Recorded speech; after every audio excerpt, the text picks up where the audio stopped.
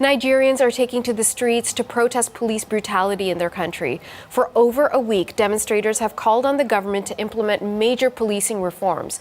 The protests were triggered by a police unit known as the Special Anti-Robbery Squad, otherwise known as SARS.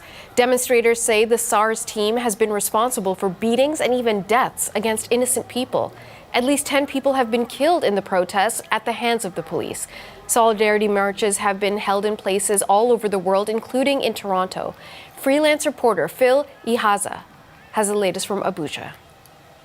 It all began after the country, Nigeria, celebrated its 60th independence. That's 60 years of independence on October 1st. A few days after, specifically on the 3rd of October, a tweet was shared by a Twitter user saying or reporting an incident in Delta State, that's in the southern part of the country, how that some police officials from the unit, the Special Anti-Robbery Squad, shot and left a young person, a young man, dead, on the streets of Delta. And although it took a few days and the police debunked that rumor, saying that the young man wasn't shot, he actually fell off the van and he wasn't dead. But before that response came, thousands of people had retweeted the message. It looked like people were already angry at years of assault by the same unit and other units of the police force, and it became it became rampant. Everyone in the country and outside the country had mobilized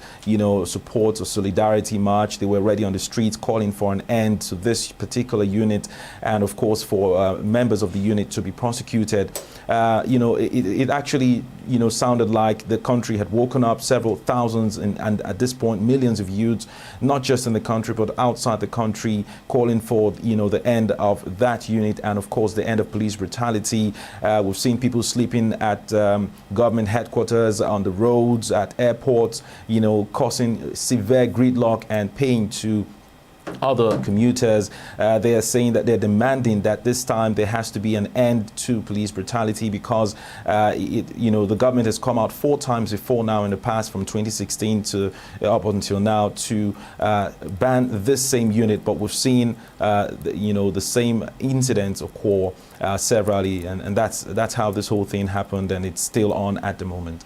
And what sort of response are you seeing from the government?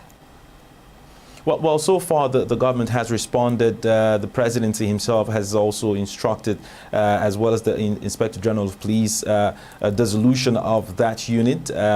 They've also set up a new unit called SWAT, the Special Weapons and Tactical Unit. But the youths are saying, and thousands of protesters are saying, that that's a theoretical response. They need a more pragmatic response from the government, because this is not the first time, like I said earlier, that the government has come out to put an end to that unit. And they're saying, do not just make the statement, ensure that people are brought to book, the officers disbanded, arrested and prosecuted by law.